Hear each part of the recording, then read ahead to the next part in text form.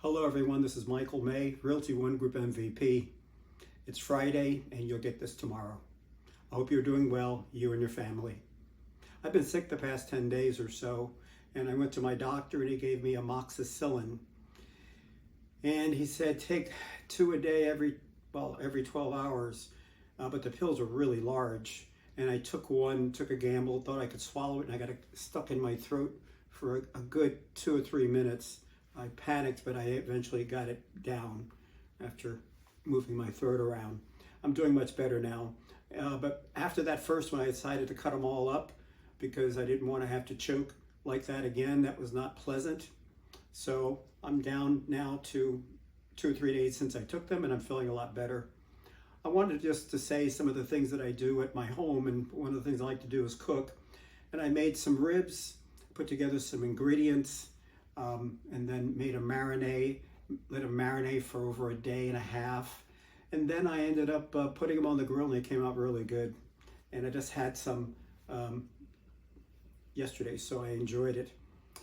We've been having a lot of fires around here. It's dry season and the winds are high, so Alligator Alley had a lot of smoke, and luckily there was no fog because they were about to shut it down, which is very rare. The weather has been unseasonably cold, and at Manatee Park, a number of manatees have died. They can't survive below 68 degrees, and due to the Florida Power and Light being down, they were not able to give sufficient hot water to keep it warm, and a couple of them died. 58 died, but they were able to save a calf and its mom, so that's good. We're starting to see good sales results. We had 2,279 properties sold in the past 30 days, and that's dropped our days on market down to 7.8, I believe. That's an improvement from what it was at 9.6. So that's good news. And what else? I produced 3 videos last week, and I'm not sure if you looked at them. I encourage you to do so. 2 of them talked about wind mitigation, and or one of them talked about wind mitigation. The other one talked about that summertime is the best time to buy because sellers haven't sold their homes yet, and they're angry about that, and they're really looking for someone who's looking to buy. And that's one process. The other thing is that during the summer, seasonally, we have price reductions somewhere in the neighborhood of 3.5% historically, and that's a good combination for someone to buy a home this summer and not have to fight traffic in order to get to look for properties. They'll already have their property. I do very well in the summertime, and I encourage people to listen to the video and consider making an investment this summer. So that's great. So you got 2 videos on that. Did you happen to see my videos on wind mitigation? Those are important because as of March 1st, the rules are going to change. You can no longer do standard strap hold downs in your attic. There now have to be preformed steel straps that are manufactured, already bent. The new construction business are going to be required to use these. Homes that are older don't have them yet. So I think you need to talk to your insurance agent and find out what impact that will have to you. And then if you want to be proactive, maybe retrofit these new straps. It may result in a reduction in your insurance. And when someone buys your home, it may be an issue with the insurance company that they may require that that the new hold down straps are installed before closing.